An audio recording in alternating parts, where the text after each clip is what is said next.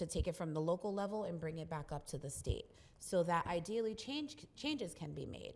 Okay. And so that is done on a multitude of different levels through my work as a family systems manager. So we're going to look at the slide, and you're going to share that slide, talk about that slide, because it really gives us a little background. Absolutely. On the next slide here. Tell us about this one here.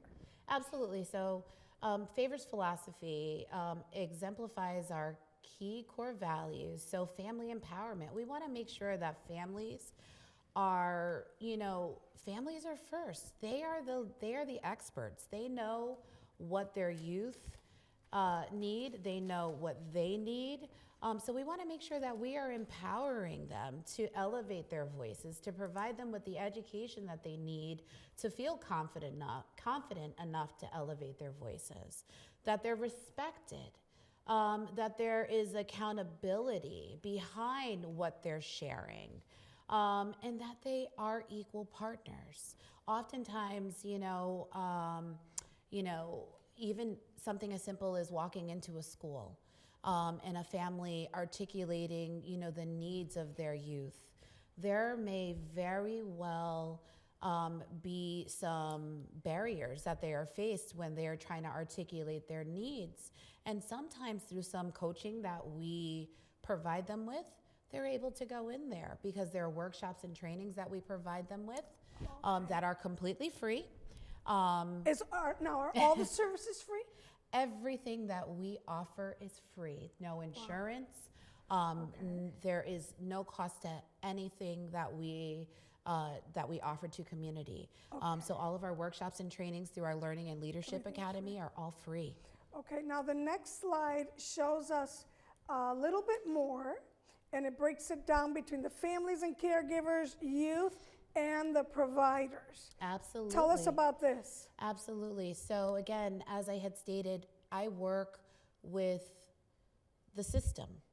And so there is no system, first and foremost, if there are no families and families and caregivers.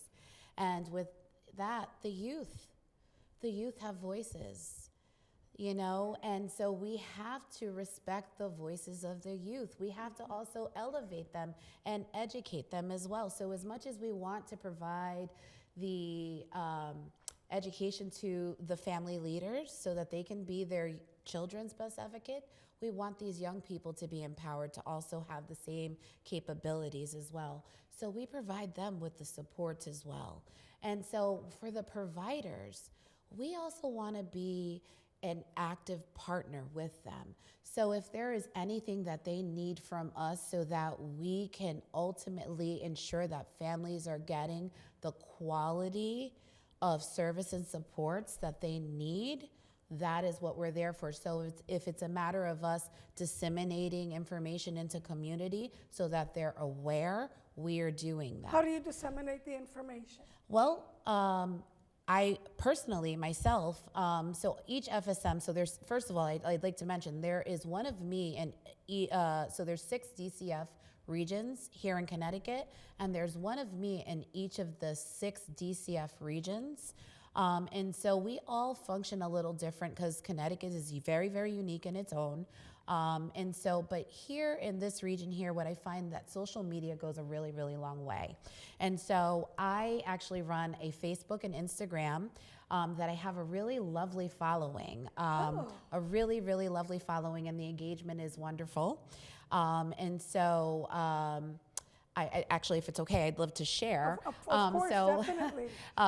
Everyone, providers, youth, and families can find me at Keisha Martin-Velez on Facebook as well as Instagram. If they just put that in the search area on both Facebook and Instagram, they will find that same picture that we are showing here.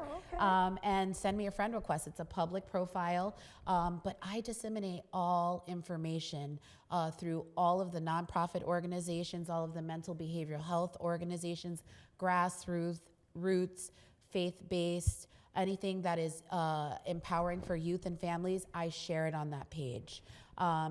because social media really goes a long way, especially with the young people. And you will find all of our workshops and trainings that we offer at Favor.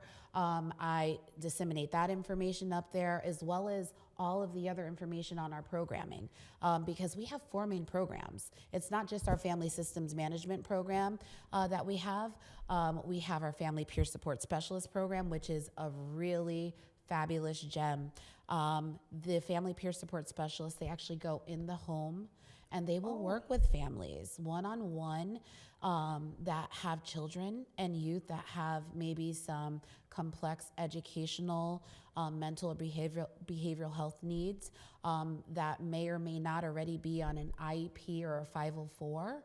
And they will help them kind of either work on their already existing plans or help them develop a plan to address the school, to set up a meeting, and they will go in the school and attend these 504 meetings in IEP, and all of the services are free. Wow, that's wonderful. Yes. And I think it's important for the audience to know that when you talk about the 504 and the IEP, these are individualized plans. They are individualized for behavior, plans. Yes. Academics, so that the children can achieve Absolutely. and be successful. Thrive. Absolutely. Let's look at Absolutely. the next slide. There's another slide in here that that is actually very informative. How long have you been with Favor? I'm going now into my 6th year. Okay. 6th year with Favor. Okay. Yes. All right. Yeah. This one has a lot. Yeah, so this actually here shows the 4 main programs that we have here at Favor. And so the program that I was just speaking about is our Family Peer Support Specialist program.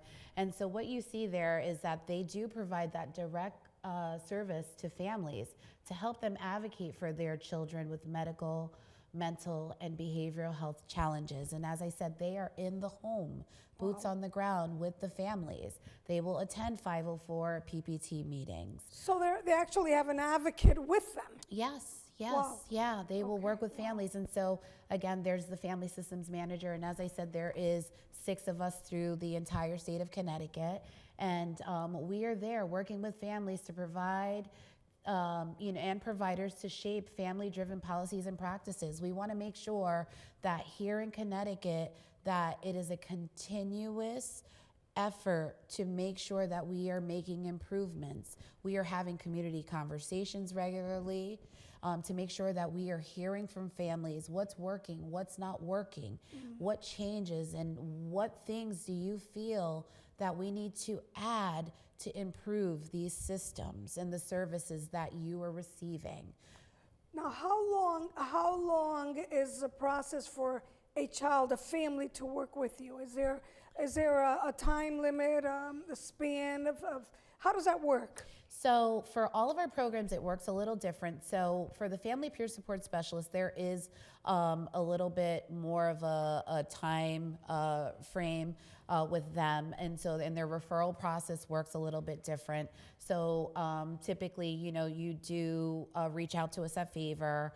You can go to our website and our referral forms are there. It's very simple, a very generic referral form that you can send in electronically for a Family Peer Support Specialist program, as well as for my program as well. Or you can also send me a direct email. But for them, typically it's anywhere between 4 to 6 months that they are working with a family. Okay. But the coolest thing about it is, we do utilize the wraparound philosophy in what we do. Explain the wraparound philosophy, please. So we provide family-driven practices. So we pretty much, families are first. So, when we're talking about wraparound services, we want to make sure that families ultimately are getting what they need. So we work around what works best for the family. So if the Family Peer Support Specialists are coming in and they're working with the families, and let's say that clock has hit and that time is gone, we do what we can to make sure that the family is in a place to where they are good. And if they are not good, obviously there are things that we will do to maximize the time. but we never leave a family high and dry. So they will refer them either over to myself, because I still provide some of the services that the family peer support specialists do in the home. Specifically, more specifically, if there is DCF involvement, I am involved providing the same support that a family peer support specialist is providing, because they do not work directly with families that have DCF involvement just because of contractual things. It's a conflict of interest, but I do. So I provide that same support. So we never leave any family high and dry. We make sure that they are ultimately getting the support that they need. So if I have a child Yes. who has emotional problems, or obviously something is going on mentally, Yes. can I just call, or does someone have to refer me? So here's the thing, self-referrals are always great, because I feel that that is always, that shows that you are being your child's best advocate. When you can pick up the phone or you can send an email on your own, it shows that you are ready to elevate your voice. And so what I say, kudos to anyone who has that capability. But at the same time, if you are not ready, it's okay to ask for help. So feel free to reach out to me, and I am more than willing to help support a family with that referral process. We work really closely with care coordination programs. Child and Family Guidance Center here in Bridgeport, they are our heartbeats. We love them. We work really closely with them. So they do oftentimes refer over a lot of their families to us. And they will send over referrals, but pretty much anyone, any providers can send over referrals to us. But self-referrals are always accepted. At what age would someone refer to your services? So birth to pretty much, so here in Connecticut, the age for special education services, I believe, goes 23, I think we're at right now, 22, 23 with the extended services. Don't quote me on that. But it's up there. It's up there. So, but some services discontinue at age 18, but typically from 0 to 18, we provide services. There are families who are not aware of simple resources like Birth to 3, and if it's a matter of myself connecting them with services in community like Birth to 3, Child First, anything like that, my job is done. Explain what is Birth to 3. Well, Birth to 3, I'm like a Rolodex. I have, so Birth to 3, they provide services to families who have little ones in the home who may have some sort of service need. And so a lot of times, when babies are premature in the hospitals will put in referrals for Birth to 3 services. Many a times when those little guys are premature, there are other service needs that they'll need during their time of development before they get into preschool, and Birth to 3 will oftentimes push in to offer in-home supports. But there are some times where families will leave the hospital and not notice that there is a service need that their little one may indeed need, and later on it may be something that they notice once they're home, and it may be a matter of having a conversation with me where I may say, hey, have you ever thought about reaching out to Birth to 3, and walking them through the steps, and now they have an in-home support. So those are some of the things that we can support families with. Now, what about it says the Learning and Leadership Academy. What's that? So our Learning and Leadership Academy is a gem. So Joe Drain, he is our Learning and Leadership Academy coordinator. And so we have a catalog of free, I put emphasis on free, workshops and trainings that we offer to community. We have a monthly calendar that we put out that we offer virtually. So folks, providers, families, youth can, tap into the workshops from the comfort of their homes, school, wherever they are. And we also bring some of our workshops into schools. Actually, just last week, I brought some of our workshops into some of the local Bridgeport schools. I was just at Buller Haven offering some of our self-care workshops. And Stanford public schools, we were down there running some of our workshops for their professional development for their teachers and staff there. But we also do them for some of the nonprofit organizations as well. But for our Learning and Leadership Academy, when we're talking about youth and families, some of the workshops that we offer are how to be your child's best advocate, persuasive storytelling. And for youth specifically, it's called What's Your Story? How do we help young people articulate in a way to where community is hearing them, to where folks understand their story? How much of their story do they share? Because sometimes not everyone is always privy to receiving all of your story. And so giving, certain nuggets. And so the other thing that I will share is there's a wonderful data series that we offer. And I feel that data is something that folks are oftentimes scared. Okay, what is data series? I don't know. So tell me. A data, data, folks hear about data and it's like, oh my goodness, what is that? So data series is a workshop that we have where we talked a little bit about IEPs and 504s, right? And there's information that is collected on those students, on these young people, by the educational professionals, the speech and language pathologists, the occupational, therapists, and the folks within the schools that they collect, and it's called data. And a lot of times families don't understand what all that information is on those documents. And so again, our job at Favor is to make sure that we are empowering and educating families to make sure that they are understanding everything. So we are creating workshops to make sure that they are understanding everything. So this data series really does provide the families with the ability to understand data. How do you ask questions? What is data? Those sorts of things. It's a brilliant workshop. I encourage all folks to check it out.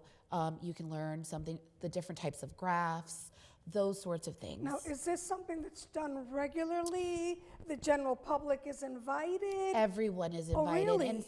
And I say this to all providers as well. How do you refer a family to something if you have not checked it out yourself? And, how do you know it's good? Right. And so I invite all providers to please, experience, Favors, workshops, and trainings so that you could really say, hey, this workshop is really good before you refer a family or a young person. And I'm not just here telling you, Lord, as it's good. I'm telling you, it is really a helpful tool for folks to really tap into. It really makes it all make sense. Well, I remember when I was a principal, I sat at a PPT meeting and the psychologist was rambling. I'm going to say rambling, but she was going on explaining. Yeah. And I told her, I had to stop her, and I asked her to wait outside. Meet with me outside. Says, can you please speak in a language that parents can understand? Absolutely. All of this data is foreign. They don't understand.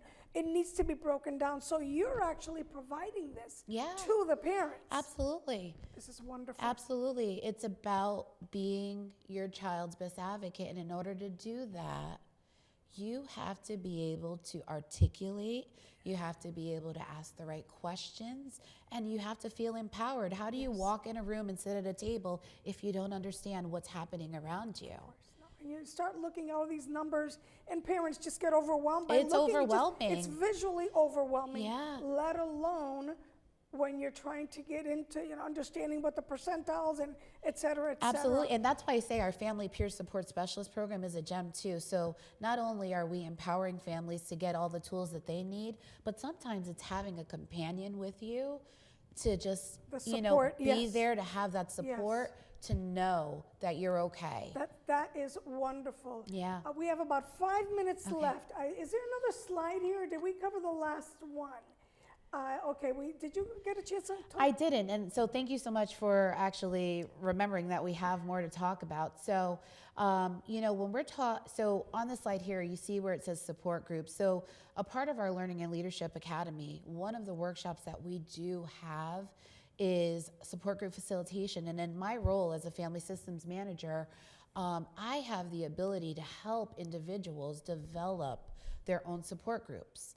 And so as I'm out there in community and I hear folks oftentimes articulating that, oh my goodness, I went through so much and now, thank you so much for all of your help. I'm like, now that you're empowered, you now have all the tools that you need to help other people. Mm-hmm. And so if there is anyone out there that is looking to start a support group or you feel empowered, if you're a dad, and I say specifically to fathers, because I know oftentimes dads don't hear this enough. Mm-hmm. If you are a father and you're looking to empower other dads, call me, connect with me, send me a message on social media. I'd love to talk with you, to have you, tap into our support group facilitation workshop. Maybe I can support you with helping, because I do have some financial support, not a lot, to help you start a support group. And I'd love to do that. Wow. Yes. So support groups, we want to help people, help each other. Because this is what empowerment is, right? Yes. Because what you get, you can't just hold it and keep it for yourself. Absolutely. You've got to share it with others. That's what community is. Yes, There's no sense in siloing anything, right? Yes, And exactly. so when we're talking about autism spectrum disorder, again, everything that we do here is to educate, empower youth and families, that have children that have medically complex needs. And so we have, and I didn't talk too much about that, but we have a Connecticut Medical Homes, and What is that? What is that? I don't know. The Connecticut Medical Homes is another gem that we have, and so there's different pieces of the Connecticut Medical Homes, but specific to the autism spectrum disorder, they have a small bit of money. It's not a lot, but they have a small bit of money that can offer some respite services. Oh, wow. And not everyone will qualify, but there is some money that some folks may qualify for. Another family that I had referred over to the Connecticut Medical Homes, they had a lapse in their medical insurance, and their kiddo was on receiving, they had diabetes and needed insulin. And so the Connecticut Medical Homes was able to kick in and help this family obtain the insulin that was needed until they can get insurance again. So there is a Connecticut Medical Homes that we have that can help families that have youth in the home that have medically complex needs. So Favor, we're statewide. We are here. You have a lot to offer. We have a lot to offer. Again, I am so passionate about the work that I do. I love helping families. I don't have a magic wand, and if I could help everyone, with everything, I wish that I could. But again, anything that I do, I always come with the same passion. And I try to go over and beyond for everyone. So, I always say, when in doubt, just call me. And if there's anything that I can do, I'm here. We have about a few seconds left. Keisha, what's your last message to our audience today? My message is, in this new year, if you haven't done anything at all, I say breathe, take care of yourself. Self-care is important. You can't pour from a cup that's half full. And if you need anything, I am here. So please reach out, follow me on social media. There's a host of information there ready and waiting for you. Thank you so much for this time. Thank you. Thank you. Thank From you. soundviewtv.org. Thank you. Thank you for joining us today. Thank you here for having at me. Connecticut at your service. Thank you.